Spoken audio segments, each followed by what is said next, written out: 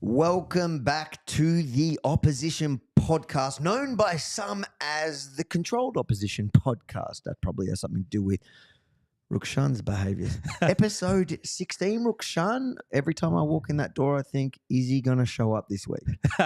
That's right, Avi.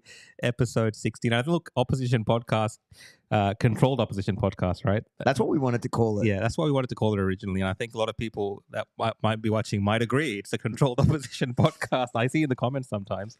But look, that's not really what this is. This is the opposition because, you know, in our country, in our world, we're lacking a true opposition to many of the things which are happening. So on this platform, on our podcast, we hope to provide a bit of that opposition.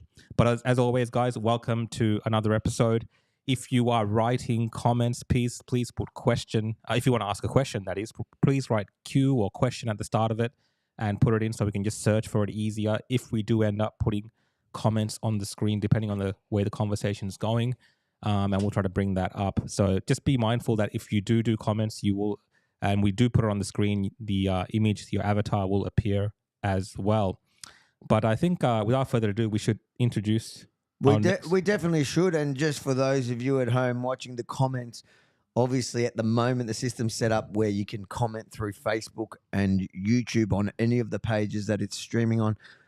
In time, hopefully, all the other platforms will allow us to do it. And if you want to catch up with episodes of the Opposition Podcast, you can go to theopposition.show, or if that's confusing, it's www.theopposition.show.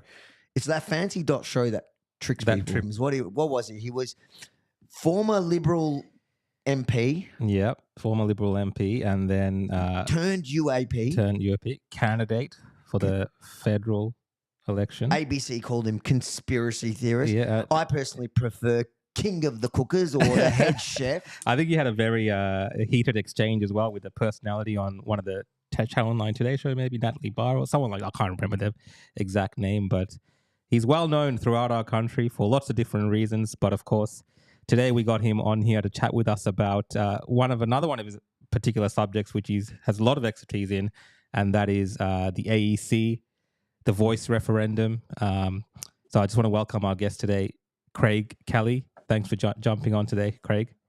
Hey, no, great to be with you, boys. I think maybe just turn up his sound because he doesn't How's that sound working at the moment? I think it's okay. Let us know in the comments if you want us to lift up Craig's sound. We'll get our technical support from Sri Lanka to take care of that. I'll have a look at that now. Craig, welcome to the show, and thank you for joining us. So I guess it's been a wild, certainly last week, especially with what's been happening with the AEC. They've been trending. The AEC has been trending on X, formerly Twitter, with your name. Now, why is that? Well, the AEC's, it's the different standards the AEC have been applying. It's the double standards.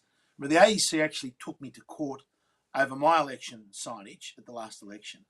And when you compare what they did to me against what they're doing to the Yes campaign with these deceptive purple signs, it's really chalk and cheese. And it just shows the AEC are employing double standards. They're giving the Yes campaign a very light touch. And this is disappointing for the Australian community. We need the AEC to be above, question. We want to make sure whatever the result of a referendum or in a federal election is, that everyone is comfortable that that is the true result. The last thing we want is to see a situation like we've seen in the US where the result gets disputed. We want to make sure and you're not going to have that here while you see the AEC giving special favours to the Yes campaign. For those people that haven't been following or paying attention, especially through the federal election where you did have your dispute with the AEC, can you run us through what happened and then compare it to what's happening now? Now, the dispute I had with the AEC was over the font size of the authorisations on the bottom of your core flute sign. So the legislation says you've got to have an authorisation on it. So in my case, it was a sign that said Craig Kelly MP, and down the bottom it had authorised, in the very fine print you put down the bottom, authorised by Craig Kelly, my federal office address, which I think at the time was down in Sutherland. East Parade in Sutherland. That's what I had there. So my wording was correct. The question was the font size that I had used. Now, there was nowhere specific in the legislation that said what font size you had to use. Just it had to be legible from a distance that the sign was meant to be read from. Now, with your core flute signs, they can be read from many different distances. A distance is 1 metre away, so you can always walk up to my signs. Anyone with 20/20 vision can actually see the sign, the authorisation clearly down the bottom. But the AEC said, no, that's not good enough. That's not good enough. So what they actually did to me, on election eve, at 7:30 p.m. on the Friday night before the election on the Saturday, the AEC went to the federal court, put in an application for an urgent interim hearing, which was started at 8:30 at night. So I'm sitting in my office. So those that are involved in election campaigns know how chaotic things are the night before the election, with people coming to pick up signs, and you're making sure you've got core flutes for each of your 42 booths in my electorate. Your how to vote cards are all organised. Your people that are manning your booths are all coordinated, and there's 1,001 things to do. Now the phone rings at 8:30. That's Clive Palmer on the phone to me. He goes, Craig, he says, mate, there's a bit of a problem. He says they're trying to stop you from campaigning tomorrow. You may not be able to campaign. He says there's a court case or something. And I thought it was one of Clive's bad jokes. And I've gone, yeah, sure. Does Clive make a lot of bad jokes? Because if that's the case, he could probably get a job on Rebel. Well, it's like everyone that knows, look, those election campaigns, you're working basically 20 hours a day. you know you'll have a few hours sleep on the Friday night. You'll basically go until 6 o'clock in the evening, and then you'll collapse, sort of thing, right? So I'm sort of like trying to think, how many hours can I get? How many few hours can I get to sleep tonight to be up and early, sort of bright and early to make sure we're all set for the 8 o'clock start, sort of thing, across a whole lot of booths. And so I'm thinking maybe this is a bad joke because Clive's saying you don't have to campaign. I'm going, you beauty, Clive, I can stay at home and sleep in, right? And then so I just didn't think about it. And you got so many things happening. Then at 10:30 at night, he rings me and he says, "It's okay, we've won the case. You can campaign tomorrow." And I'm going, "Yeah, Clive, yeah, sure, okay, good joke," like, because I sort of missed something, and I just forgot all about it. Now, after the election campaign, I went through the court documents, and what actually happened, the AEC went to court on that Friday night. The case started at the court started at 8:30 p.m. and finished at 10:30 p.m. And the AEC was seeking an injunction that would have required me to start at midnight that night to go around to each one of the 42 election booths in my electorate and remove my signs. Like, remove them, take them away, all 42, not within like a short proximity of the the booths or whatever. Remove them totally, and the distance they gave was 100 meters radius from the schools. Right? Now, luckily, the judge, and they did that on the basis of one blurry photograph, which the judge says in the judgment, from 50 meters away, where they said they can't see the authorization clearly. So it's not as though they had, they didn't even have an actual corflute with them in the courtroom. They had a blurry photograph, which anyone knows at photography, you can't pick up, 8-point font printed on a sign or a letter, from 50 meters away. So it was just pathetic, absolutely pathetic case. So we won that case. We had costs awarded to us. And I just thought the AEC were effectively trying to take me out from campaigning on election day and preventing me from having my signs out on the booths in my election campaign. It was a complete stitch up. And so compare that. Yeah. So the reason I believe they did that is because, and I know we're in different channels here, I had criticised the AEC because of a particular policy they had around mandates. Now, I had said that I'd made certain complaints that this policy that they did was abusive of human rights, clear violation of, I think it's Article 6.1 of the Treaty on Human Rights and Bioethics Treaty.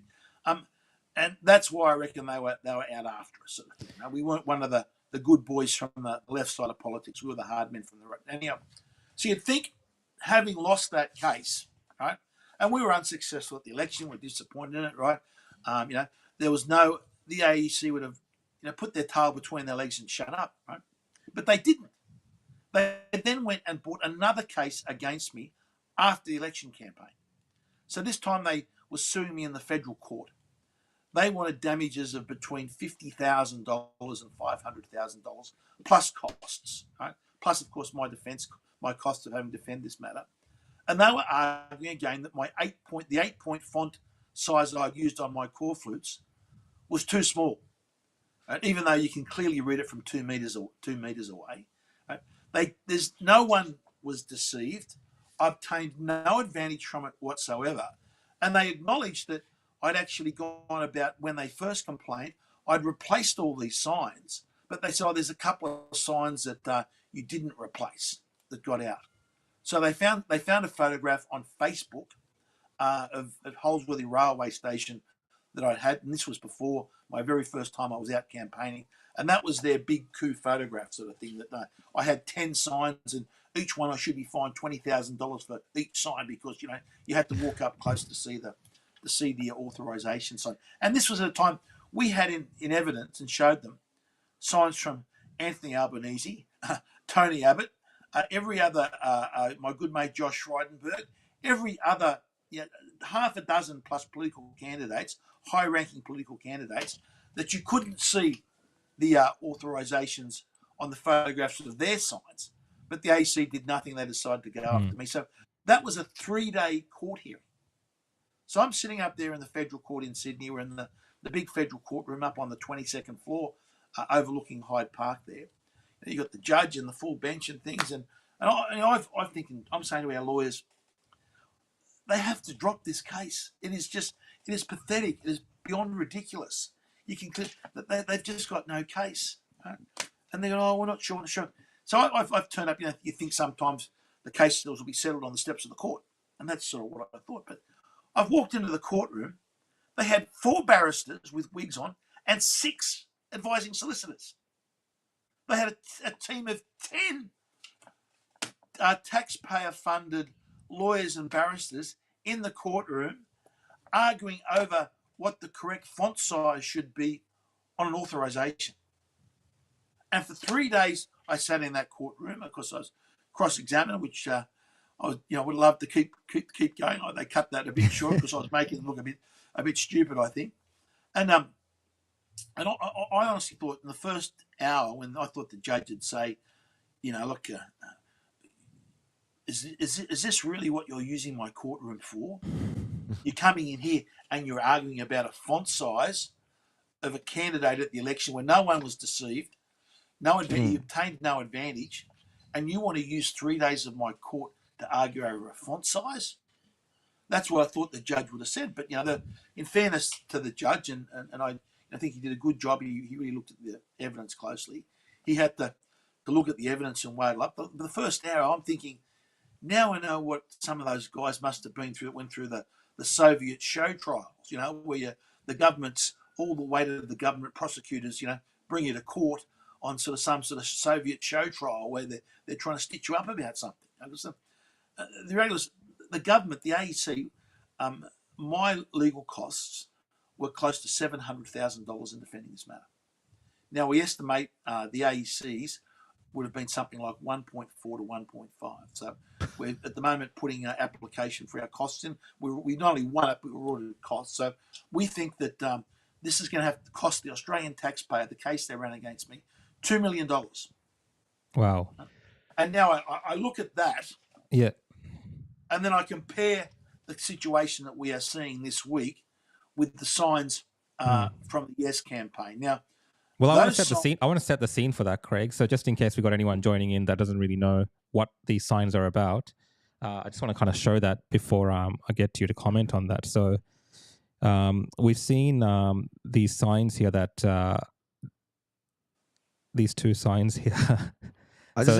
We got to stop and congratulate Rukshan, because this was Rukshan's story that everybody picked up after Rukshan. Well, look, news.com.au did run with my tweets and some of my other coverage this. You started this. No, but you are going to be the AEC's #1 target. First, they hated Craig Kelly. Craig, you're safe now because I think they've got their new target. And one that doesn't come with white privilege. That's right. So they're going to be a bit more careful with me. But look, these were the signs. And look, it wasn't me. It was being shared by a voter or early voter that saw this. And a lot of users, particularly on X, had picked up on this and kind of amplified this because the AEC wasn't seeming too interested in it at the very start. And the issue here is, Craig, you'll probably chat about this soon, but you can see the Vote Yes sign. This is from the Yes 23 campaign.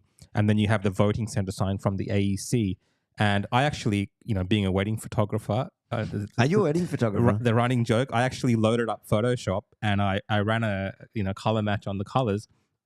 And there was a slight variation in the shade, but it was almost from the same palette of that color. So whoever did this very deliberately matched the colors to the AEC colors. Well, and it's like none of their other branding. None of their other branding. I mean, designed exactly. They've been doing all types of different colors, all types of indigenous artwork, all types of different things that they've been doing on their branding. But for this particular one, on the first day of early voting, all around the country, they're putting up this purple sign.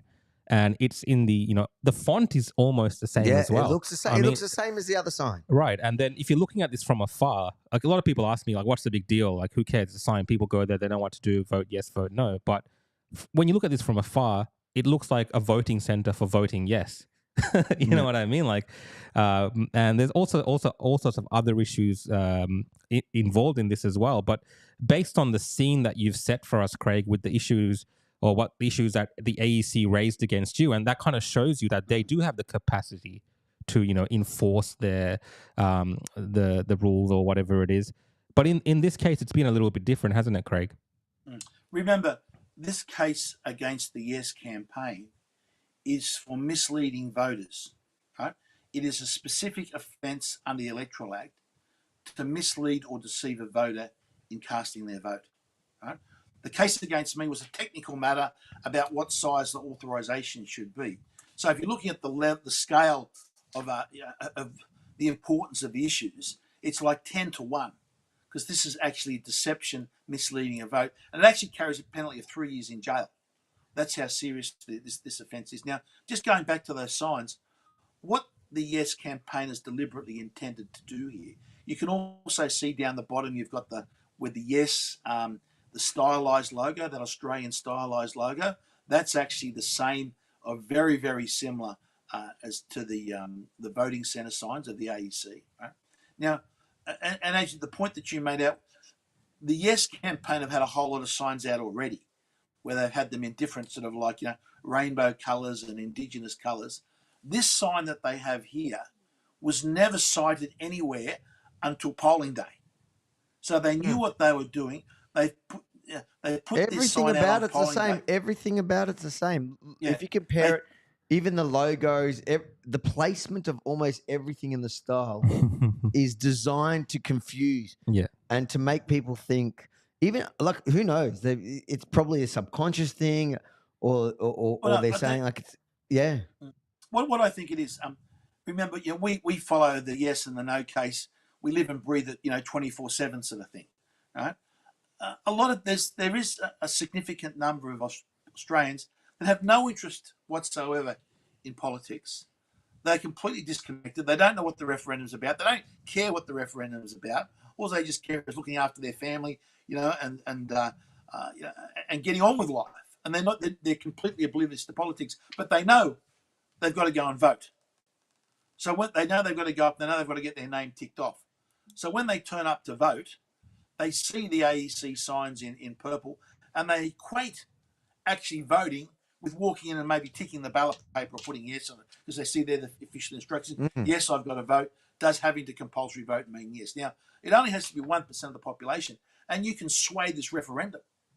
Absolutely. Right? You only get 1% of the population in one state, and you can sway the referendum. So the people from the Yes campaign, they knew exactly what they were doing here. Well, just on that, Craig, I mean, I wanted to show people here, just based on what you said about how they know what they were doing. A lot of times when we talk about these issues, particularly online, a lot of people bring up that the Liberal Party's done something similar to this previously around a campaign where they had purple colours and Chinese text. And the person involved at that time his name was Simon Frost, I believe. And he was the former acting Victorian State Director of the Liberal Party. And he actually admitted, according to the Guardian article, Liberal official admits Chinese language signs were meant to look like they came from the AEC. All right, so that's that guy. And now he's the same Simon Frost who is the CEO of Yes 23 campaign. I mean, if that is not enough evidence that these people potentially, in my opinion, but just based on this, there's an appearance that there's a bit of pre-planning around this type of 100% this pre-planning. I mean, I mean this in itself. I mean, you got to be, But I don't know. That raises the question as to why the AEC are going so soft on the Yes campaign, who are deliberately being dodgy when it comes to this referendum, and they're playing games like this. Why they were so tough on a font size with UAP with Craig Kelly, but going so soft on the Yes, and what was their statement after the fact, where they've said that they basically spoke to the Yes campaign. They spoke to them, and the Yes campaign have promised them that they will move the signs back. Hold on, the whole thing's deceptive. That's right. And those promises, promising to move the sign or what forth, they haven't been doing that, because on the second day those signs were still there in different spots, and then even today, people have been posting photos of those signs, being there. So really, they're not really sticking to their word. And I've even heard instances of people saying that they'll move the signs temporarily if told by one of the officials, but later on they'll move it back. So why do you think there's such a difference in in the way the AEC is treating something that is so clearly dishonest, and you know, it really it brings the whole thing into question and their whole authority. It raises all these questions. Why do you think with the Yes campaign they're being so lenient, but with you they were super tough that they were willing to take you to court? Or did you just scare them out of taking people to court? Just a couple of other things on the double standards. In my case, the AEC issued a subpoena against my printer, and they sort of summons. They wanted all the documents and correspondence between my printer, my sign designer, and myself. Right? So I rang the printer. They said, "Oh yes, we've had to hand over all these documents to the court. Right? All the correspondence and all the email correspondence between us, right?" The AEC must have been thinking there was some, secret little message I'd sent to the sign designer. Make sure you only use 8-point font so people won't see it. Yeah. That's what they're looking for, right? So something stupid like that. So why aren't the AEC doing the same thing, issuing a summons and subpoenaing? And in their all case, the correspondence I between that guarantee gentleman you that you put up there, Yeah. right, and the people that they can work out who printed the signs, find out who printed the signs, and who designed the signs. Maybe it's the same designer. And put it and get all the correspondence in writing. Now I bet you, 100%. I'd lay London to a brick on that there'd be some correspondence in there that they'd be saying, use the AEC's purple sign or copy that sort of thing. Match it. It's for sure. There's no way that happened by accident, especially with that guy's history. But even without that guy's history, there ain't no way that was an accident. Yeah, and I actually saw it in person. I went around in the city in Melbourne just to see for myself, and it was the purple ones right up at the front. So it would have gone out that message on the first day. We put the purple, and we see how we go. Luckily, it kind of backfired a little bit in the sense that people caught on to it. But it wasn't just the signs, Craig. Even some of their merchandise was purple. They've gone for this purple theme. And this is not just something that, sorry, we got caught. No one knows about this. There was, as you said, there was the 2019 precedent that was set, and that was in Victoria. So that gentleman there was behind it. I think that's openly known, acknowledged. They used a Chinese sign, which used the purple and white lettering, and the court found that was deliberately deceptive. And since then, the AEC have put out on their website, they've actually got a page that says basically, don't use the purple colour because it can be misleading. And we also had at the 2020 Eden Monero by-election, where it was actually the Labor candidate had a sign up again in the purple and white that sort of basically said, make sure you number every box for your vote to be valid, which was not trying to swing the vote one way or the other. Just make sure you number every box. The AEC told them they had to remove that sign from the polling booths. And yet here we have, in my case, when they went after me, they said 100-yard radius from any polling booth. And yet here we are, they're just saying, just move them away a little bit so they're not next to our signs. 100 yards. Yeah, it was 6 meters. And utter it was very vague, and it wasn't a direct order. It was like kind of, please do this, and they've agreed because they're such good people. The Yes campaign. If it was the other way around, if it was the No campaign who was playing these games, there's zero chance. And you know what? The fact is that I think most Australians, or most people who actually follow it, believe that they are completely biased and that everything is kind of politically motivated, and the way that they even answer on X or Twitter, whatever the kids are calling it these days.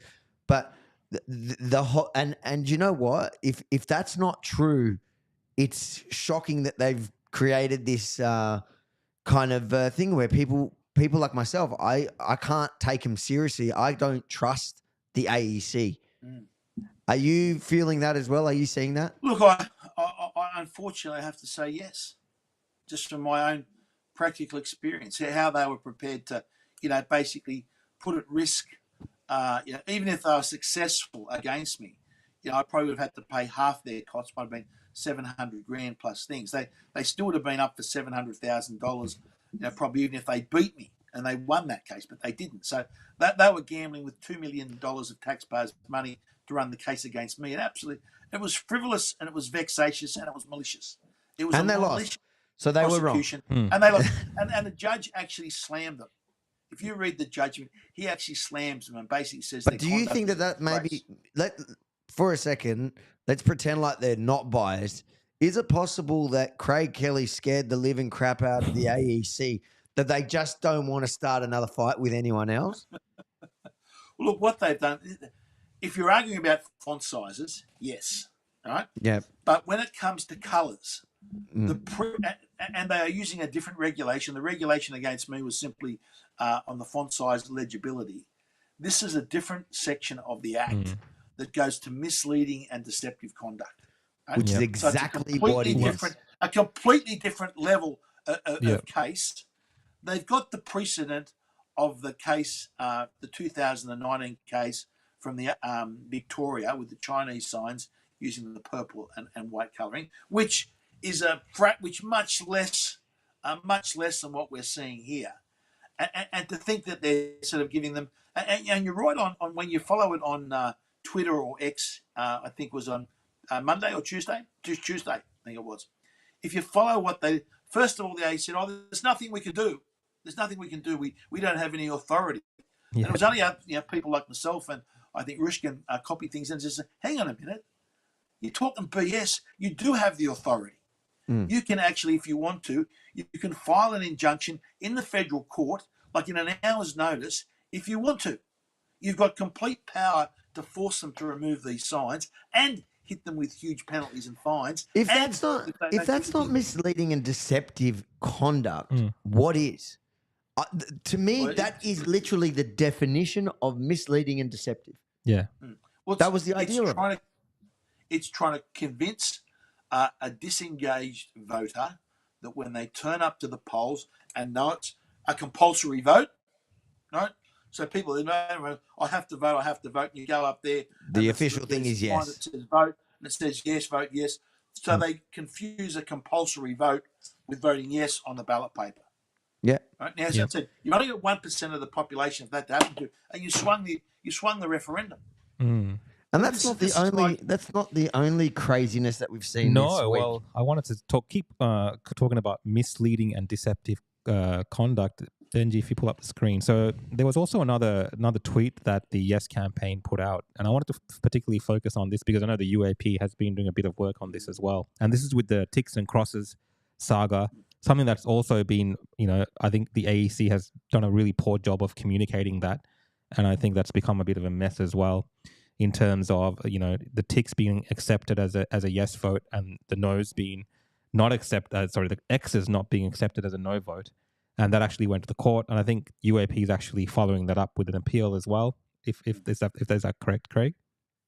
They're still finalising that. They're still finalising that. Yeah, we thought that was so outrageous that you could say, well, if there's a tick on the ballot paper, that's someone wanted to vote yes, and therefore we have to count that as a formal vote. But if there's a cross, well, we're not too sure, and we'll throw that out as an informal vote. That's right. So then the Yes campaign tried to capitalize on that, I think, a couple of days ago, and they put out this graphic on their official campaign Twitter, and this was vote no X and vote yes tick. And this is after we've had all this discussion around this, and how it can be misleading and deceptive. But the Yes campaign put this out. Now it took again the AEC to correct this. That is complete fraud. What you are seeing there is just election fraud. It's intended to trick someone in, misleading them about the way they vote. So if I look at that, and if I put a cross to vote no, my vote is informal, but the tick is a formal yes vote. So that is actually deceiving. That they should have been prosecuted over, as well as the sign is a separate issue. They should have been prosecuted over that, right? To set the example that you cannot do this. But basically, we got caught. Sorry, we got caught. Let's just take it down and everything's forgiven, sort of thing. Like that. There's a lot of misinformation and disinformation. It's like from if the people. you're robbing a bank, and you get to the court as you're walking out. And no, sorry. Here's the money back. All's forgiven. I can keep on walking down the street. Yeah, I was saying, Craig, there's a lot of misinformation and disinformation coming from the people that cry about misinformation and disinformation on the regular. Yeah, absolutely. And and then on top of that, there's a lot of fumbling by the people that are supposed to ensure that there is, that the process is fair and legitimate and our democracy is protected. They're just like the AEC have been fumbling their way through this, because I think they're conflicted between needing to seem like they're actually upholding the integrity of the referendum, but also they really want one side to win. Yeah. And you're seeing some, like, I feel like at points, turning around to the AEC and going, just get off Twitter for a second. Yeah. And protect the integrity of our vote, because some of their is this the one? This is the one. I'll read it out. Yeah, read it out. The AEC wrote, if someone votes at 2 different polling places within their electorate and places their formal vote in the ballot box at each polling place, their vote is counted. And then they followed that up a bit later with, we cannot remove the vote from the count because due to the secrecy of the ballot, we have no way of knowing which ballot paper belongs to which person. However, the number of double votes received is incredibly low and usually related to mental health or age. How do they know mental health? And look, and just on that point, actually, they're saying that these double votes happen because of mental health or age. If you consider that the AEC is aware of that, and then you have the Yes campaign putting out these purple yes, vote yes signs at the front of the building, if they're saying people with mental health and age might vote twice, well, they might also look at a purple sign that says vote yes and go and vote yes. I mean, the AEC is aware of this potentially being an issue, but regardless of all of that, Craig, this is almost an instructional. That's the thing to me. I'm looking at that, right, and I'm thinking the activist class, which is certainly not the No campaign, it is much more so the Yes campaign. Just the fact that they come from the left, and if you look at the protest, the rallies in the lead up, and just who they are, it's made up of the activist class. To me, like, none of us really knew this, that you could just go ahead and do that. To me, this is like, whether it was a conscious instructional thingo for them to put out someone going, hey, what's a clever way to let the activists know that there's actually a way around it. Well, they're all talking amongst themselves saying, let's go vote multiple times. 100% they're doing that. 100%. Openly, they're doing it now on Twitter, at least. 100%. They've gone from this, they've gone, we can do it and get away with it. The worst that's going to happen is after the fact, they're going to be asked, why did you do that? And they can say, oh, they can make up some excuse, whatever. Mental health. They've been given the excuse just under that. Mental health. And as people rightly got outraged about the fact that the AEC put out instructions on how to vote more than once, then they've kind of backtracked a bit, trying to explain away how it doesn't really happen enough it's never really happened enough to sway. And that's if you just take their word on everything correct. right now. That's not correct by itself. Just a couple of things on that. For the AEC to put out a tweet like that without adding on to the end of the tweet, this is illegal conduct. Illegal conduct, and you will be prosecuted. Yes, that's what they should have put. That's what they exactly. Should have put out there. It took a whole day for them to do that. They did put the next day after the outrage that it's illegal. Yes, but they didn't go. It wasn't even going really hard on the fact that you were going to follow it up and prosecute you. The activist class took that as an invitation and an instruction to go and get this done. Well, that's also, again, the double standards. In this by-election, you've got the silent majority of just average citizens that will go and do their duty and vote in the referendum. And then you've got this woke activist class that think that they can engage in this sort of noble cause corruption. They think that the Yes cases is such a noble cause that we're entitled to engage in this fraud. They're entitled to cheat. As you've seen examples there on the purple signs. It's a means to an end. They think that they have the right to break whatever rules because they're on the right side of history and you're wrong and you're just a bigot, racist, or as others say, dickhead. That's right. So therefore, to balance it out, we're entitled to go and vote multiple times. And the AEC put the message out, giving them like an encouragement to do so. It's just another example of the AEC not playing us with a straight bat on this. And it also goes to show, we need to improve our election laws. There's been many times in the past several elections that after the election campaign, we've said that you must show your ID when you vote. Now, a lot of people turn up to vote, and I've seen them, they pull their ID out and say, here's my ID, and the electorate goes, no, you don't need to. So the reality is you can go around and vote. Like taking my election, I had 42 booths in my old electorate of Hughes. You could go around and vote in every one of those 42 booths under your own name. Right? Or if you know your neighbour, John Smith, voted at the local primary school, you could go to the 41 other booths and say, I'm John Smith, and vote under those as well. And the thing is, no one would have known that. Like a minority of people would have known that, but the vast majority of Australians wouldn't have known that till the AEC told them that you can do that. And forget their follow-up tweets.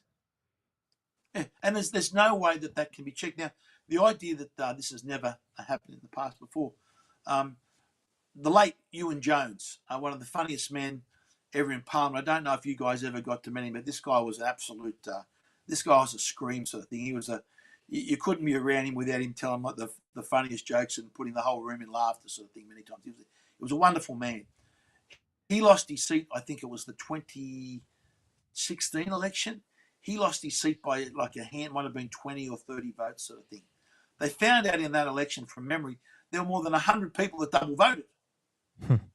So the double voting in his electorate likely cost him his seat and cost him his. Could he not challenge it, or was it? Why couldn't he challenge it at that point? I think he did challenge it at the time, and I think they said, "Oh, too bad, too sad," sort of thing. The results are in, Who's that? The court, or was it the AEC? He challenged it at the AEC. I'm pretty sure it's just the AEC did it, or I can't remember the exact details and things. And it ended up being it didn't affect the election result, even though it could have potentially. Yeah. So the idea that this doesn't sort of matter, and it's not only does it affect the election result. You want to have in our elections when the result comes in, you want every Australian to say, well, I'm disappointed that my side didn't win, but the result has been done fairly. That's what you want. That's an important thing in our democracy. Like look at the chaos in America that they're having over the disputed American elections. Now, I'm not saying who was right or who was wrong in that, but the fact that there's a dispute and many people in America question the result, which is a factual statement. I'm not saying I know we're on certain platforms where you can't talk about that issue, but the reality is many people in America perceive that there's an issue with that election, and therefore that flows through the political system. We don't want that in our country. You want to make sure that the result is clear cut. We know the AEC is above all this, and unfortunately, the current AEC, the way they've done things, the double standards they're doing, the easy pass that they're giving on these purple signs, some of the other information they've put out, Australia have lost confidence in the AEC under the current chairman, and I think it's Tom Rogers. I really think he needs to resign. I think he has brought the AEC into disrepute in the public perspective, and for the sake of the nation and for our fair elections going forward, and he simply should resign and say, I failed in my job to keep the perspective of the AEC in the Australian public's eyes as playing an even bat or playing a straight bat. And he should probably take his whole social media team with him. I think the Twitter team. Look, I mean, I'm conflicted about that because it's actually good to see an institution like a government public institution engaging with people on social media and answering questions and being helpful. I think it's a really good thing in some aspect. But there is an element of the AEC Twitter staff or ex-staff that have a bit of personal character, personal bias that comes through. They're condescending sometimes, and I'm like, really? Like, do we want this from It's like that 6 News kid. It's like a room full of those. Leo. That's how they talk. Well, I actually got Leo's fact checked here. So, I just wanted to mention there is a bit of fact checking around this that's happening in the sense of a lot of the fact checks are not necessarily fact checks, but they're saying it does happen. There are double votes, but it's negligible. I think that's kind of the angle to ease people's worries about this. But it shouldn't be happening in the first place. And it should be discouraged more than anything. Exactly. And negligible until now. Fine. You can make that argument. But Yeah. until now, the AEC has never instructed people on how to That's do right. it. So I think things are a little bit different now that the Twitter team has let everybody know, has let the activist class know. And it's just so funny. It's the same sort of arrogance that this Leo deals with these situations and talks down like it's and if you dare, like I'm probably going to get attacked now for how old is he? Is he over 18 yet? I'm not sure. Okay, so I'm going to be very careful because that you're not allowed to.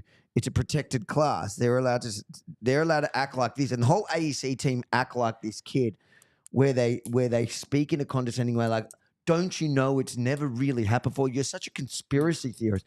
It's like, mate, the fact that it hasn't happened before is okay, is good. Okay, we can agree on that, but that doesn't mean we should, number one, let people know how to do it, and two, act like it doesn't happen.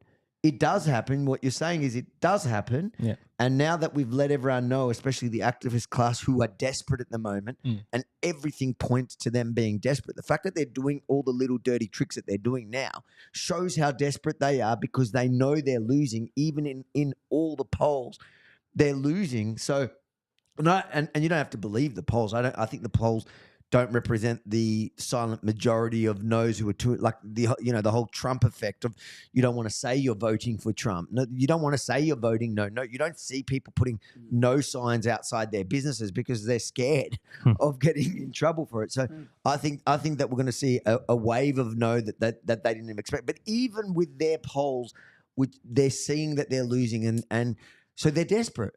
And here you've got the same people who are saying that it's negligible, saying that it has happened in the past, just not strong enough. And to me, that's just another encouragement to the activist class to say to them, hey, guys, it's happened in the past. It's just you guys haven't done it well enough. Yeah, because I think the problem really ends up being, Craig, if it's a very fine line between winning and losing, whichever way it goes, people aren't going to have confidence in the result. That's right. That's the problem here. And at the end of the day, the AEC is responsible for running a smooth electoral process. They have lots of funding. They have lots of resources. And the fact that they can't even get these type of basic things correct for this, I think they're better off just doing a Twitter poll. They should just set up a Twitter. I don't even understand how in 2023 they're so backwards in the systems that we use to run an election, where there are so many ways that people can get behind the system. Like, it boggles my mind. There's two ways that this can be fixed. One is that you must show your ID before you vote. Now, remember, the very same people that say, oh, no, you don't have to show the ID, they're the same people wanting to bring in digital identity for everything else you have to do in society. Oh, yeah. Yeah, 100%. If you want to go and buy some toilet paper from Woolworths, you want to show your digital ID. That's right. But you go and then they go, digital ID, everyone must carry it all the time, right? But no, but not for when it comes to voting, sort of thing. They say, like, you must have to show your ID to vote, and I think you either then have the booths in your area linked, right, so you can't multiple vote, or you can only vote at one booth in your electorate. Right? Yeah. Now, why should I was electorate in Hughes before, my previous seat.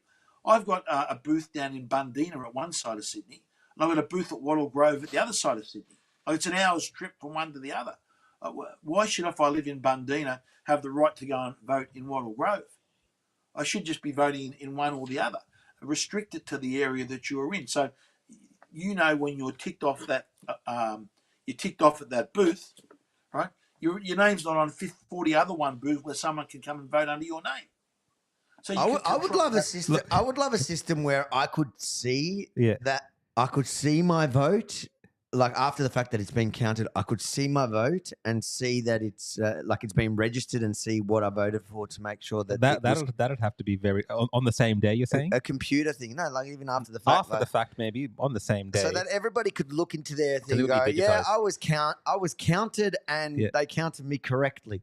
Yeah, you know what they do in the third world, in the developing world, parts of the world where I come from, Craig, you know what they do? They actually mark your finger That's with right. the ink. Yes. Yep. And it's the most basic thing that you could potentially do to show you that this person's actually already voted, to stop this kind of issue.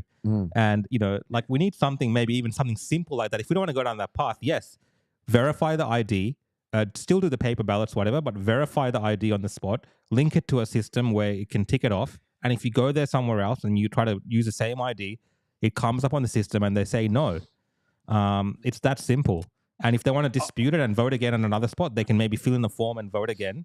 And then those things can be checked a lot quicker, and, you know, double ups can be figured out a lot quicker. That's the easier system of doing it. Before all of that, how about just a level playing field? How about if they're going to take Craig Kelly to court over the font size, 100%, multiple times on election eve and after the election, and require they required an election eve to remove my signs in a 100-meter radius from the polling booth. Did you do it? Here they are saying, with a much more serious issue, saying I just moved them so they're not next to our signs. Yeah. Did you move your signs? No, because we won the case. No. Okay. So that So on that night if we it's only lucky that, remember, they filed this court case against me at 7:30 night on election eve. It's only lucky that we had the resources at United Australia Party that we did, that we could get a team of barristers and solicitors together within an hour on a Friday night. It was Clive Palmer's team. Yes. So they were probably still in court from the last case they were running.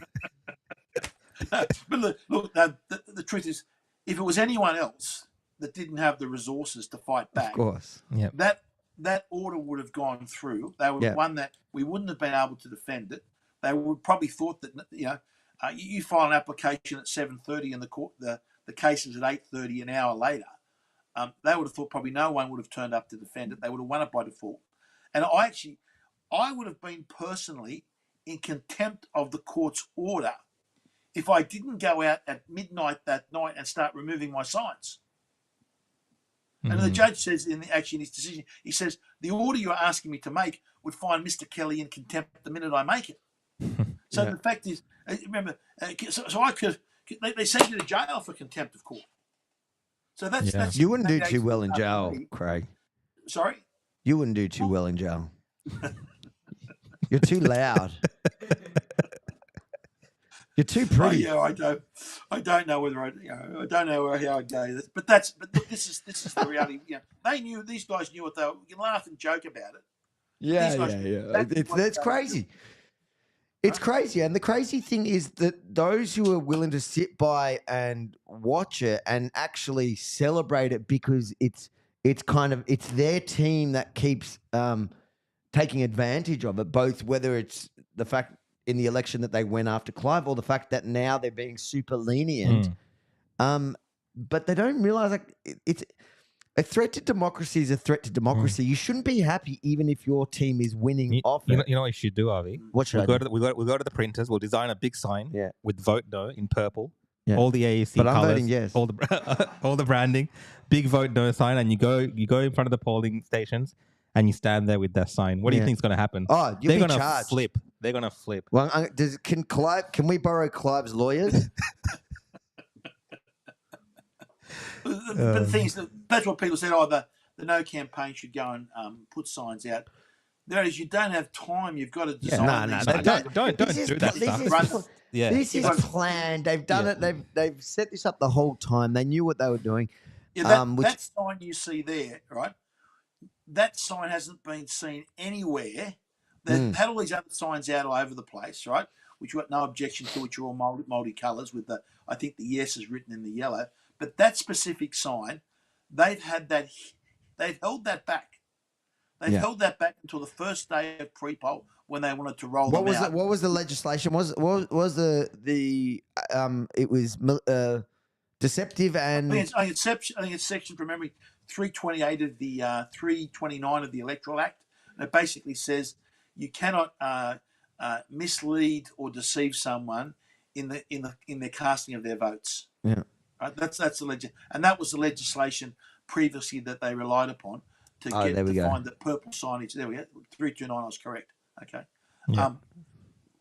That's not the the 329 was not the one they brought up Against me. you. I'm sure that was a different. They said, and mine was just. Is the penalty higher on this one? Is the penalty higher on this one, or is it the same penalty? This section, this misleading. This is more 3 years in serious. jail. It's the penalty is up to 3 years in jail on this one. The penalty that luckily there was no lock them jail. up. Lock them all up. Well, I mean, I think we've talked about this issue and kind of really got into the crux of it as well. But a lot of this emanates from the fact that the Yes campaign are really struggling right now with the polls, with the perception in the public. But, you know, the votes, I think early votes, almost 900,000 votes have already been cast. So, you know, the early voting is a big deal. Yeah. I think a lot of people will vote, have had voted prior to the 14th.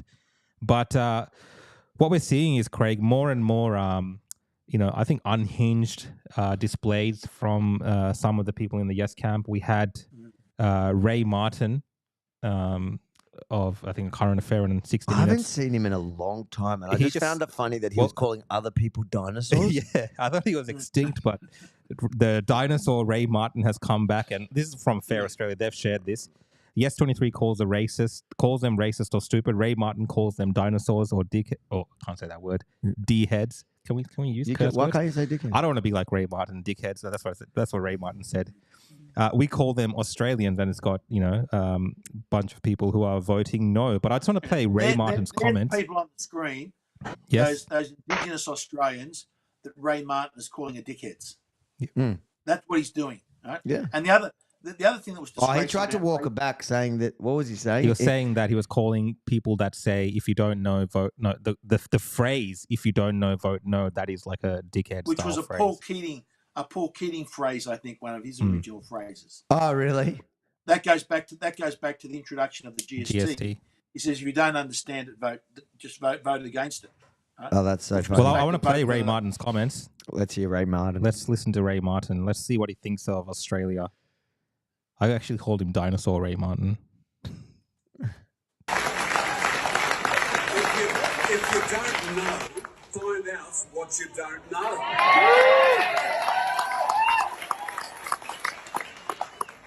What that asinine slogan is saying is, if you're a dinosaur, a dickhead, who can't be bothered reading, then vote no. The words of the referendum could not be simpler than they are. The no vote organisers also keep asking Albo for the details. What about the details? At this stage of the game, the details simply don't matter. They never did matter, honestly. They're irrelevant. I actually thought that part of the, forget the dickhead part. I thought the fact that he said that was actually even more cooked. It's so cooked, and the fact is that he tried to walk back after saying he wasn't calling the people who were voting that it was more about the phrase or whatever. He's literally saying he's saying that if you're voting no because you don't know, and how can you know? And then he goes on to say that we don't need to know. He's like, you're an idiot if you don't know, you should go and read it. Yeah. And then, but we get it. The information is not out there because it doesn't matter. So what am I meant to read? But I'm the dickhead. I'm the dickhead. Ray Martin is the legend. Forget the facts. The details don't. Look, seriously, fancy going on something saying the details don't matter. This is a change to our constitution, our most important national document. And he's their team. The details don't matter. They're not relevant. Like there's always in everything, the devil is in the detail. And then the hypocrisy for him to go and say, go and find out, but not going to tell you the details. And that's a true reason why people should be voting no. Because Albanese, he has not told us how the selection process will be for the people on The Voice. Right? How will you be selected? Will you have to be Indigenous to be on The Voice? How will that be verified? Who will make the picks? Is it all going to be captain's picks of Albanese? How many people will be his captain picks? How much will they get paid? Will they have offices in Canberra? Will they have paid staff? Will they get paid cars? What will their salary and remuneration be? What provisions will be to get rid of them? Are they there for life? Or they have an appointment for a number of years? What happens if they've engaged in a corrupt conduct? Who supervises the activities of this board? How can you show that they're representative of all Australian Indigenous communities across the nation. All that detail of the legislation should have been the very first thing Albanese held up to say this is how it is. This is the piece of paper. This is how it is. This is how it's going to work. So everyone that goes in and votes know exactly what they're voting for. At the moment, you're voting for these vague promises that these people are going to will do the right thing. The very same people that are engaging in all this misleading and deceptive conduct. Why don't you trust the yes cam? Don't you trust Alba? Oh, look, I mean, go for it, Avi. What I just find also funny in that, because today Albo's gone out and I posted that video on X just now, is he's calling on everyone to be respectful in this debate. But he was sitting there and he was celebrating and congratulating that speech. Yeah, he called it powerful. He called that speech powerful yesterday, and today he's telling everyone to be respectful. He's telling everyone else to be respectful when his guy just called everybody dickheads because they're saying if you don't know, vote no. And he's saying you should. I'm trying to work it out. You say that they. It's a dumb thing. It's a dumb slogan because you should just go and read the You should, if you don't know, go read it, and then you'll know. But at the same time, you don't actually need the detail. Well, this is the thing, right? I looked into this a bit, and I think it goes something like this. They know the people who are into politics, like us, discussing these things. The politicians, the media, will be discussing all this stuff and arguing about it and wanting to know the details. But like as Craig mentioned before, most Australians might not have the time to get across everything exactly. But the government should be providing that in a simple, easy way to understand and providing those details, the important details. But I think they want to appeal to the Australian ideas or the vibe or the fair go, these kind of things. And I actually got a video of one of the, his name is Dean Park, and he's actually a part of the Yes 23 campaign, very high up there, one of the architects. And it's very interesting how they frame how they're approaching this and why they're not really, sharing details with people. I'm just going to play this because I think it's important for Australians to hear how the Yes campaign is actually dealing with this and what their strategy is. I'll just play this video now. My question is, when I've been having conversations around the kitchen table and you've got these staunch individuals who are just like, mate, why would I vote yes to something I don't know the details about? Like, if I'm going to say this, why don't I have the answers to this, and this, and this? Yeah, so it is an interesting one because if you actually answered those questions with a 100-page detailed design report, most people wouldn't know what they're looking at. And that's not to diminish anybody's, intellect on this sort of thing, but for most Australians, the questions of Indigenous representative bodies, of governance, of the relationship of the Parliament and the executive government and electoral models and all of that it's just not part of our day-to-day interest. What we've found in this question is the question of I don't know the detail. Actually, it isn't the underlying intention behind that. The underlying intention is, I want to know that this is going to make a difference. Whether it's 24 or 36 or 48, whatever role the Australian Electoral Commission may or may not have in the selection of Aboriginal and Torres Strait Islander peoples isn't really the point. Yeah, so I think that gets to what you were saying, Craig. They don't really care about anyone knowing anything about how this is going to operate. They're aware of this, and they're playing on the fact that people will say, "Oh, this is going to help people." And the commercials that they run are all about things like recognition. It doesn't actually even touch on the advisory bodies. Some of these commercials they're running, they're very emotive. They're about so many Indigenous people end up in jail, or so many Indigenous people have issues with health, and it all goes to emotion. They don't necessarily want you to know what form it will take, but because, like you said, this is constitutional change. The detail becomes very important because it actually, the formation of that and how it operates with the Constitution as it exists today and how it impacts the rest of the population as well, because it does end up being some type of race-based advisory body where Australians like myself and Avi and others who have maybe migrated to this country were excluded from that body. So there's a difference there. It doesn't really tell us how it's going to operate, what the parameters are. And that's the detail that's missing. And that's the detail that we continue to ask Albanese and this campaign to provide us, and that's the detail they continue to refuse to provide us, and they keep giving us these feel-good vibes. And yeah, I don't think it's good enough. I think, most Australians looking at this, Ray Martin might call us dickheads or whatever for wanting to know, but we honestly want to know how this is going to impact us, because we're in this country as well. We're Australian as well, and we deserve to know because we contribute to this country. And the future of this country is also our future.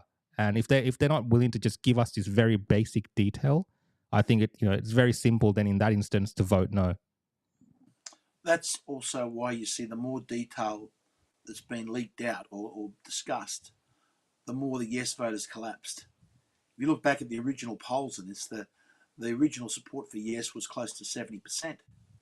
But as more people sort of looked at what the details were and thought about it, the yes voters just continued to collapse. So that's one reason they don't want you to think about the detail. Because if you look at the detail, you're more likely to vote no. So it was all about the vibe and the emotion. It was all about also vilifying anyone that wanted to vote no. And look, the reasons for voting no are the exact opposite of racism. The reason that the people are voting no is because we want to have an Australia that is colourblind. We hold up those values of Martin Luther King. What you'll be judged by the content of your character, not the colour of your skin. That's the society that we want. You UAP guys love that line. It is. What's his name? Babette always brings that up. Well, it is one of the most magnificent political speeches in history. And the vision that Martin Luther King set out for America that was divided, that they would all come together as one nation and they would forget about the colour of your skin and it would just be on the content of your character. They were just magnificent words that will ring throughout history, I think, for eternity. And that's what and that's what I think the majority of Australians want. We don't want to enshrine the separateness in our constitution.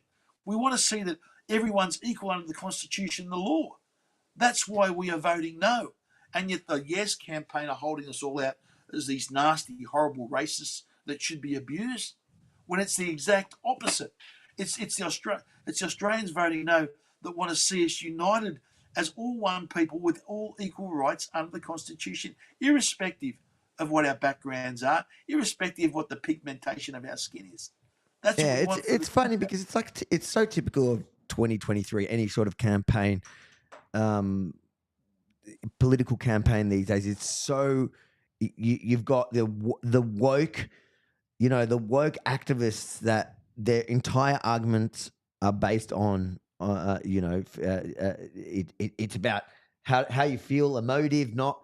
There's, and as soon as you ask for any substance in the detail on any issues, whether it's this or transgenderism or climate change, it always ends in the same place. And then they just turn to labeling you all sorts of names. In this case, you're either a racist, a bigot, a hater. And, almost every Australian really wants the Indigenous communities to do well.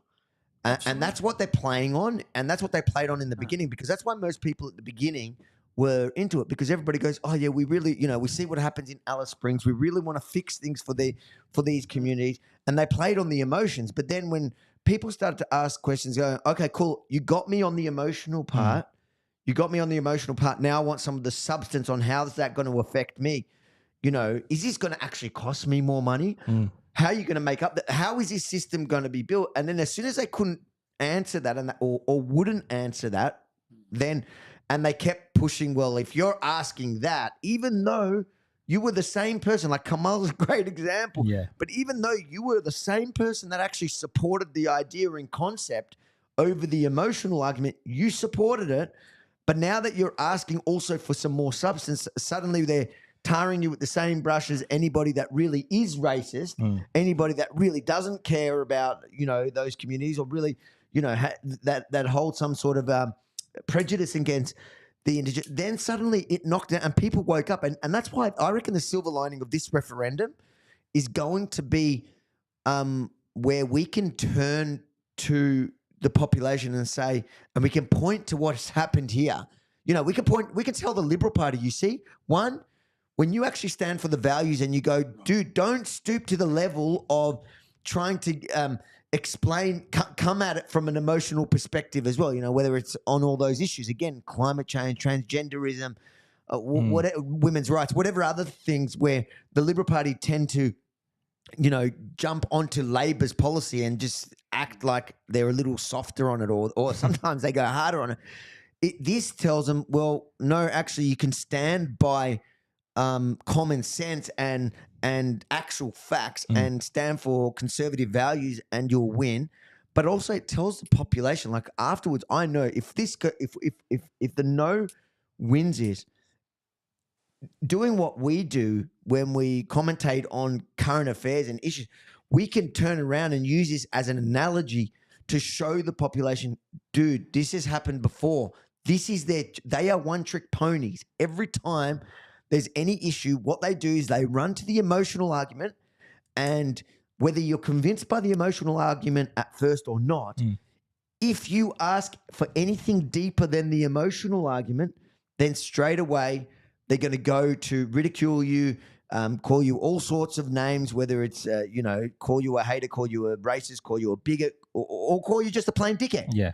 They don't care. Of course. They go as low as they can go. And the fact that they're playing dirty on this one is only because this is an issue that they've realized that they're desperate. Yeah. And look, to summarize some of those points that you've made, I actually wanted to play this video. I think this was a very powerful piece of television on Q&A of all places. I don't believe I'm saying Q&A and powerful piece of television, but this is an exchange between the host. What's her name? Patricia Cavallo. Oh, gosh. Didn't she go to Threads? Why was she? Why she went to back? Threads and she came back on Twitter? She went. That was so exciting. But she went to Threads and she was so excited by it. And do you know that ABC launch? And I think they're still doing it, because I went onto Threads the other day just to see what's up, and it's totally dead. Yeah. But ABC is just working so hard on getting the conversations on Threads going. But the room is getting emptier and emptier. Anyways, we've gone on. They banned me on the first day on Threads on ABC. They blocked me on the first day because I laughed at one of their tweets. They blocked me the first day because they wanted this little secure space. Anyway, I guarantee you that was like a white, privileged, most likely uni student who. But it's a racism case. Let's play this exchange. I thought this exchange was powerful because it's a question around, it's got two Indigenous men talking about the voice to Parliament, and you got the host, ABC host, who has a certain agenda as well, as you will see, in my opinion. But it actually explains a lot of what we're debating and how, a lot of the issues that we're talking about are probably not really necessary in terms of having a voice to Parliament with particularly this racial division to solve some of these issues. But anyway, let's play this video. The agenda is not your opinion. She's made it quite clear. She's made it quite clear. I mean, vote yes. Sometimes I don't know if she's the host or, but she tries to be. No, but she said, she is encouraging people to vote yes. Yes. Okay. Yes. What the voice is going to do is going to lock disadvantage into the Constitution in perpetuity. And I really struggle with that as an Indigenous person. You think it will do that? If it's set up to make it so that we always have this, way to express our issues.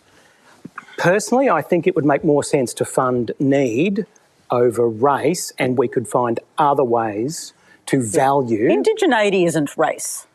How is it not? It's peoples who pre-existed colonisation. You're going to have to explain. I'm sorry, I don't. There are blonde and blue-eyed Indigenous people in the Arctic Circle. We're not in the Arctic Circle. It doesn't matter. This is a constitutional alteration for Aboriginal and Torres Strait Islander people. Whether there were peoples who pre-existed colonisation by the British, they were Aboriginal and Torres Strait Islander peoples. Yeah. And it's a recognition of that historical truth. Okay. So the races we're talking about are Aboriginal and Torres Strait Islander. The recognition is not just about disadvantage, it's about our languages, our culture, our history. But it's also about how mainstream we are and our contribution art, to the country. Of all of the good things we can contribute to the country. It's not just about disadvantage. I hope the day comes very quickly when we're over our disadvantage. So we won't need a voice then? And why would we not? We've got lots to contribute to the country of We do that already. That are positive. We do that already. It's just we are it's just very not much necessary. a part of our national fabric. Okay, so you clearly, wait, I just wanted to intervene. You have a different worldview about how to share that, right? Yeah, I think... But you're saying that you think it locks in disadvantage. No, what I hear from you is that you're saying it doesn't lock in disadvantage, it deals with that, and then it exists as what, like it's my words, is it like a cultural authority? Well, I thought that was great because mental gymnastics, race, and ingenuity, and But I thought the point about locking in disadvantage was a great point to have made, because this is what this is. It locks in that the fact that there's a group of people in our country, the Indigenous Australians, First Nations, however you want to term it, that are disadvantaged, that are different to us, and that they always require this advisory body. But then Noel Pearson there said that.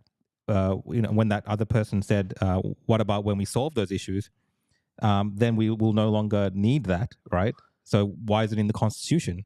That's correct. If we can solve people's issues, and we can do it all as one country. Disingenuous, his response to Noel Pearson, because their whole argument for the reason why we need it is because they're disadvantaged. That's right. If you don't do this, then you're a racist because you don't want to help people that have been disadvantaged. He's saying it's not about disadvantage. That's no, right. It has nothing to do with disadvantage. So then why do we need it in the first place? That's right, yeah. But that goes to show you it's more than just what it appears to be, how they're promoting it. It is about treaty. It is about this truth-telling that is in the full Uluru Statement from the heart. If you want to read it, got to be careful with the fact checkers. It's one page plus there's added extras. But what are your thoughts on that, Craig? It really locks in separativeness. It sends the message to young Aboriginal, kids that, hey, you guys are not, quite there. You guys are separate to the rest of the country and separate to the rest of the society, and there's separate rules for you under the Constitution. And as Jacinta Price, I think, magnificently said it, that locks in victimhood. And when you tell someone that they're a victim and they're a disadvantage, you are disempowering them. And that's who was that guy? He was great. I forgot his name. The name escapes me at the moment. Sorry. Yeah. Go on. Yeah. You're actually harming the very people you're trying to help. The best thing that we can do to end Indigenous advantage is tell every Aboriginal, young kid, you live in the greatest country in the world, and you can achieve whatever you want to, whatever your dreams are, you can achieve. If you work hard and you study hard, and if you're into sport, you train hard, and you put aside all the drugs and bits and pieces and all the nonsense that goes on, you can succeed in this country, and you're not going to be held back because of the colour of your skin. That's the message that we've got to get out to young Indigenous kids, to make sure that there's nothing that we can uplift them. They've got to uplift themselves. And that comes about by the believing in themselves, the believing that they are equal in this society and they have a chance to make a success of our lives. And having our Constitution separate them and have separate rules for different races sends the exact wrong message. Yep, the opposite message. Well, let's move on to our good friend. Senator Lydia Thorpe. And she's in the news today. Bit of an outburst, but also I think she's had some threats made to her by someone wearing a mask, and burning an Aboriginal flag, which is abhorrent, and those type of things should definitely not be happening. But she's come out to give a press conference around that, and she's made some interesting comments. Now, Lydia Thorpe is also in the no side, but it's a different no, right? I think they call it the sovereign no. The sovereign no. They were at the no. There was a lot of them at the.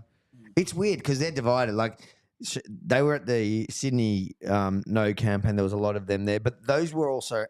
She was very pro the narrative on everything else. Lydia Thorpe's like a far left wing activist on all issues. So I think she was probably very pro.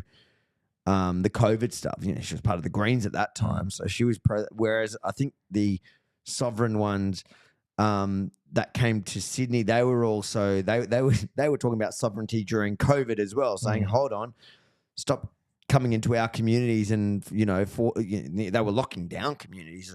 What happened in Aboriginal communities during COVID was the most racist policy. You want to talk about racism in Australia? Racist policies by white people to black communities, telling them, look at what happened during COVID in indigenous, remote indigenous communities in the name of health.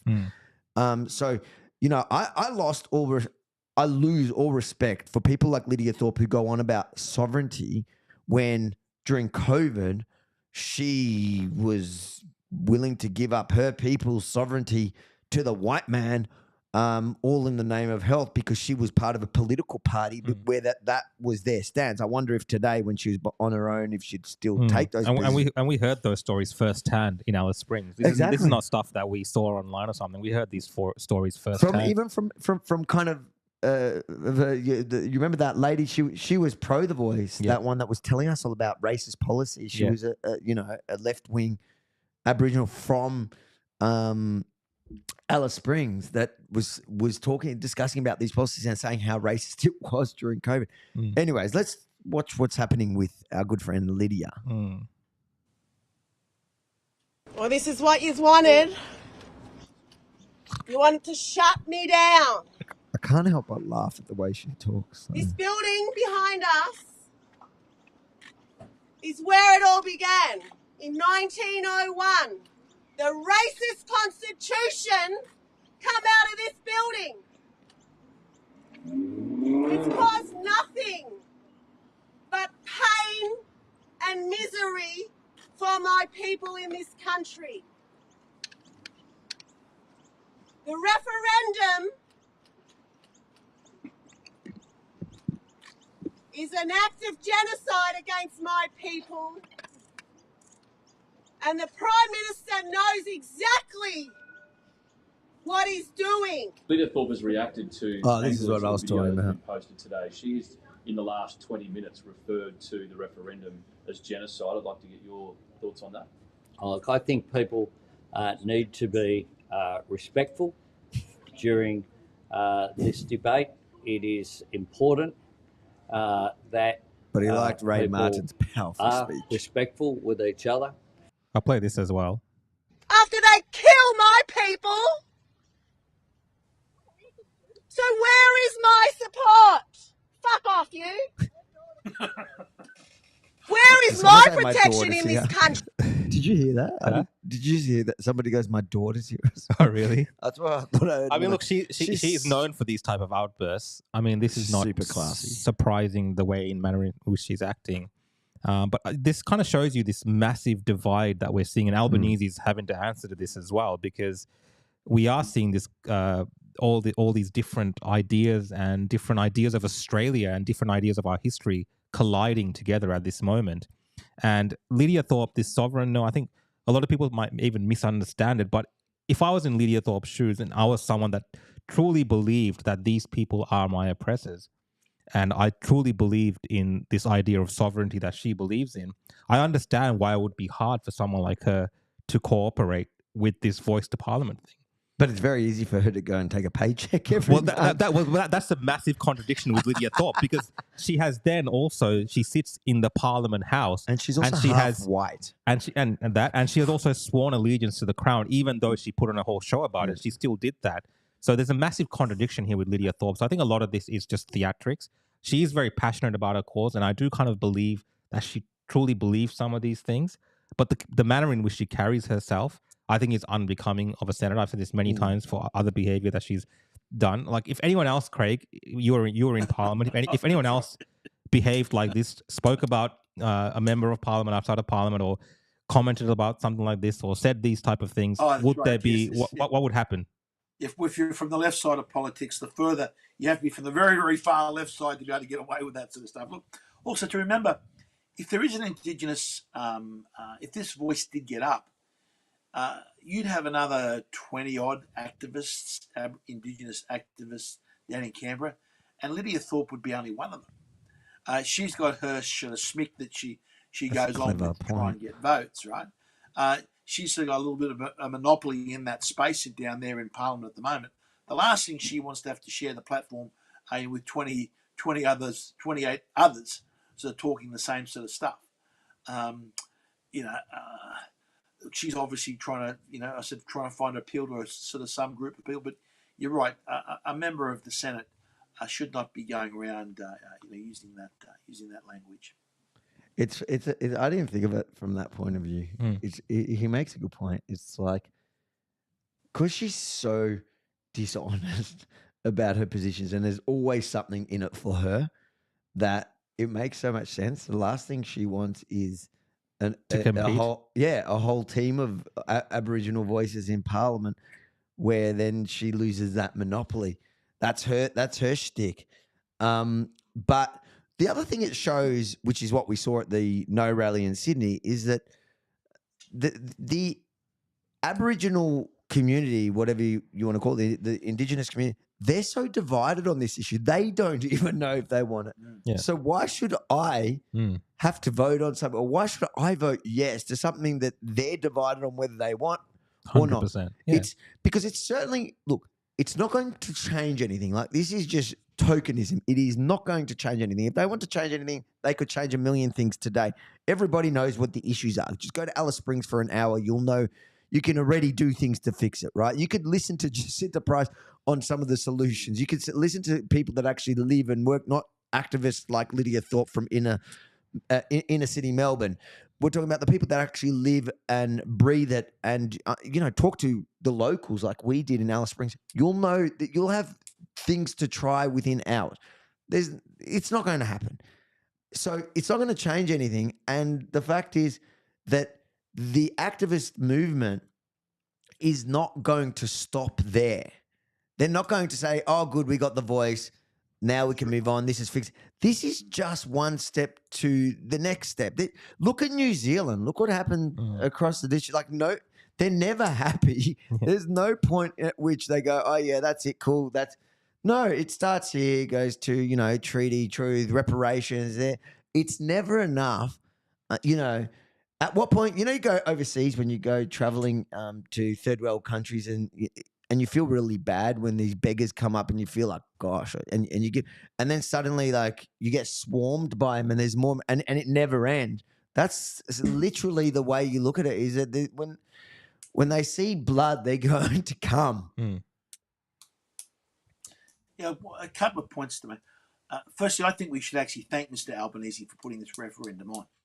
Because what it's shown, that if the conservative side of politics fights and sticks on principle, that you can move the dial on where people sit on issues. For so long we saw under the Morrison government, and the real era of the Morrison government was everything was poll driven. So it's what's popular, what's going to make us popular tomorrow, rather than these are the set of principles we stand and we fight by. We hold these up, and if they're unpopular today, we'll go out and we'll argue the case. We'll argue the case about why we believe in them. They abandoned all that, and it was just they thought they couldn't move the dial. But this voice referendum has shown that you can change if you have a chance at reasonable and fair and rational debate, you can change the public's perception. As you said, we've gone from like 70% support for the voice down to look like 35%. The support has absolutely collapsed on it. It's tightening up. It's apparently tightening up a little bit now, but it's we'll still. see. Look, I think a 6-0. If I was having a bet, I'd go 6-0 in every single state. The no case will get up. The other thing I think that's worthwhile noting is how this is this is a chance for a great. This should be a great day if the yes case gets up. Get all these no people running around. Won't it be terrible when the yes case loses? Will be looked around the world upon, as terrible. Now, we should say if the no vote gets up, this is a great day for the unity of our nation. When we tell every Indigenous kid and all Australians that you are all equal under the Constitution and under the law. That should be a great day for this nation, to set aside the segregation and separation policies of the past. The other thing that should be a great day is that during the COVID period, we really lost, I think you want to call our vibe as Australians. We've been so long been known as a nation of rugged individualists, of people that had this disdain, this healthy disdain for pompous authority. That was the Australia that I sort of grew up in and believed in. But during COVID, we just rolled over, and we just followed what authority told us to do. So many people, but when you've got such lineup for the yes case, you've got effectively most of the major political parties. I know here in New South Wales, You've got the opposition leader, Mr. Speakman, on the yes case. You've got Matt Keane on the yes case. So the Liberals here in New South Wales are all on board with the yes case. You've got the Labor Party, the Greens, you've got the Teals, you've got the big banks, you've got the miners, you've got the big retailers, the Woolworths and Coles, you've got even Pfizer are on board, the big pharmaceutical companies. You've got the councils, local councils. You drive around the streets of Sydney. Yeah, I've seen that. And you've seen all the brochures. City of Melbourne. City of Melbourne. I've seen that tripped me out when I was in Sydney because it's so in your face. Those signs. City of Sydney votes yes, but even or whatever. Here, even here, it's a bit more subtle here. But as a taxpayer, as a ratepayer here in Melbourne or in Sydney, how do they get away with that crap?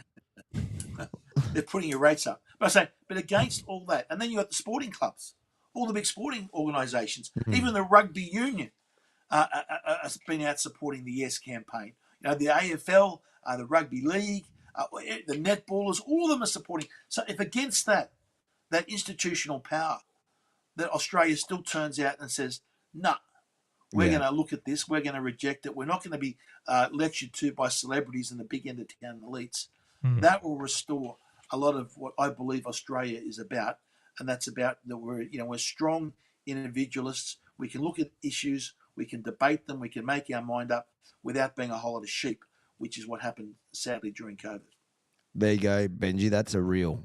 That was perfectly. I think that's actually a great point to end our discussion on as well. Yeah, I think. Look, just one question. Like, you've been in politics for a long time. Why would he even take up this referendum now when the odds are generally, looking historically, you're up against it. You're not going to win it. It's very hard to get a referendum up. I think it's 8 out of 44 have gotten up. Was he that arrogant because the country's entire, basically Labor? Well, Albo's much smarter than all these leaders in the past. He would have thought he's much smarter. He would have looked at the polls. He would have thought this is an easy one to get up. He says, what we can do, anyone that says no, we can stamp on them and call them racist. They'll all be hiding in the cupboard. No one will vote no. We'll get everyone on board, and I'll be seen as this great leader that has brought in the voice. That's what he's gambled like. I think there's actually a case. Yeah. I guess in the beginning he was right. When it was 70%, I remember when it first came out and it was the first announced, everybody was like, this is getting up. And I thought, after what I'd seen during COVID, with everyone, the majority rolling over, I thought there's no chance of this being beat. And I stood up and I said, 4 years ago, I said that I'm the record 4 years ago saying this is divisive. I'm going to campaign against it. And it was like, how dare you? You must be like a crazy. Not only are you racist, but you're crazy to even go on the record and saying you're against this, because now we're going to smear you forever. That was the tactic and what they had planned. Look, I think if this referendum goes down 6-0, I think there should be calls for Mr. Albanese to resign. Not only the cost, the waste of money, the $450 million waste that is going to cost the taxpayer, but it has put that could have gone in many sections of our society Indigenous communities. That's right. A lot of division amongst a lot of communities. It was completely unnecessary. And I think there's a case of Albanese gets this so wrong. What's his judgment on so many other issues going forward? Yeah. Well, I think you're right. It's kind of torn at the fabric of our society. 100%. This has been a long time. People are just talking about race all the time and differences between us. It's become very apparent in our discussions. And it's become everywhere. It's all about race. Yeah, and it's become okay to be racist against Indigenous people who have the wrong wrong thought. Exactly. It's the most bizarre thing where all the biggest activists for anti-racism have become openly racist. Well, they're saying that they're the wrong kind of black people. Literally, that's their approach, right? I see it all the time. They say it out loud. They use racial slurs. Yeah. The left that used to campaign that would stand there and call me a Nazi for questioning immigration policy, for example. Now they're suddenly okay with calling people like Jacinta Price and what's his name? Warren Mundine. Yeah. They call them all sorts of racial slurs because they're the wrong kind of black. And don't get them started on Rukshan. Well, they say things about me as well. But I wanted to just end on saying that, early voting is happening. Everyone that's watching out there, I think 900K votes already counted. But if you do go to the polls, early voting, you will notice there's a lot more yes volunteers around there. Everywhere. There is, like, at some booths, I've seen some video, there's about 20 or 30 of them swarming, and there's maybe one no volunteer there. So if there's anything that's maybe giving the yes an upper hand, I think some of the pre-polling or the early voting centers are not really being manned by the no side. Now, I don't know how much of an impact that's going to have, but I reckon if you're interested and you care about what's happening in this democracy, because there's an issue here where I think people are afraid to express their feelings about 100%. No.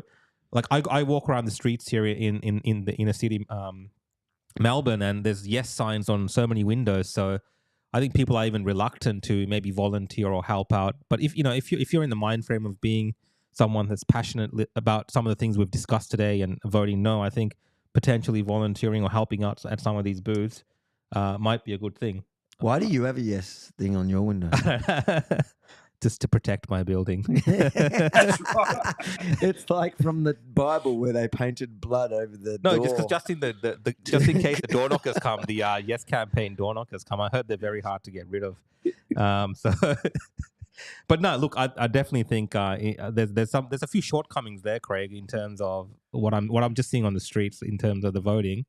They're being swarmed. Like if you go to one of these things, you will get swarmed with pamphlets. But it was even before that. You remember when I was doing the video, the streeters in the city? Oh, they've been active for a while.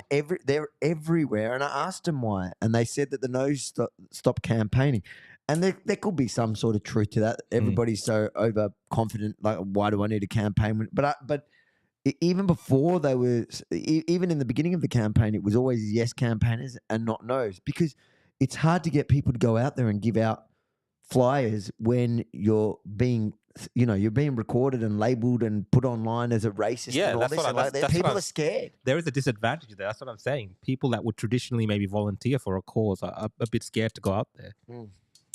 Which is very, very sad in a democracy. And that's why I think that the polls, when you look at the polls, if the polls are wrong in any direction, they're going to be greatly understating what the true no vote is. Absolutely. I agree with that.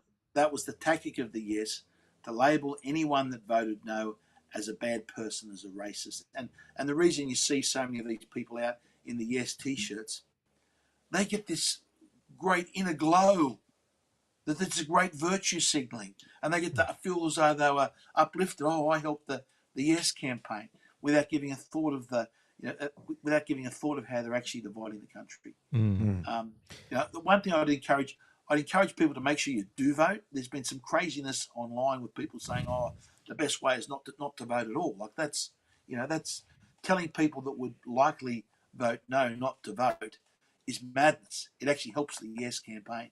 So make sure you get out there. Yeah. Make sure make sure you get out there and you do vote, and certainly don't be intimidated at the polls when you get swamped by a whole lot of people yes campaign. And why you would even need to hand out a how to vote card on this thing. It's not as though you've got to get the numbers from 1 to 10 and you've got to put them in some order like you do in the House of Reps. You've got to remember people filling every square. You either write yes or no. Why do you need all these people on the on the polling booths anyway, other than trying to intimidate and put pressure? Well, they're trying to get the undecideds. I know. They're just trying to get people who aren't maybe too aware of what's going on. Do you want to play something? Well, I just wanted to play this video to finish up on. This is Sally McManus. I think she's a union leader of some sort. And they're planning a 1 million phone call campaign where you call 5 family members. And you know what? I didn't watch it with sound because I saw you playing it before, and I was cringing on her. It's worse with sound. That's a she, her, yeah? Is it? I don't know. No comments. Let's just play the video. I want you to be part of making 1 million calls for yes. So, no, you don't have to make 1 million calls. You don't have to make 5 of them. And how are you going to do that? Just go to your contacts and call your friends and family. If all of us who are supporting the yes make just 5 calls to the people who we love the most, we'll get this referendum won. So we'll make 1 million and 1 million calls for yes next 2 weeks. Call your friends and family. If you can do more than Look 5, at the even better. That is so hectic. Someone was saying the Wiggles. Yeah, play it without sound a second, because that's how I saw it before. And look, Holy crap! That should be a dance. Somebody, hopefully, TikTok, do something with that. No, but someone was saying it's like one of those old telemarketing commercials where they're trying to sell you like a toaster or something. Yeah, and you get, and if you do it today, you will get an extra.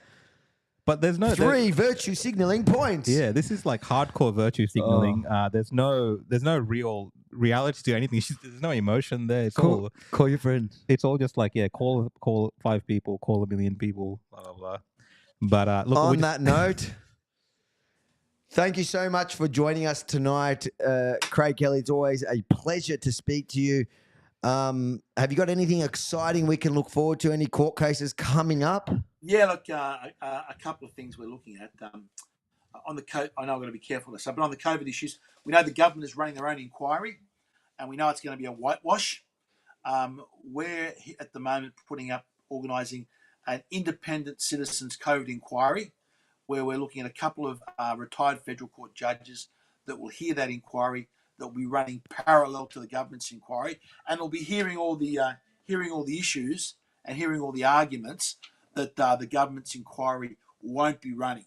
We think that's going to be really important. That will get a lot of attention. Both is Dan Andrews willing to sit in that inquiry?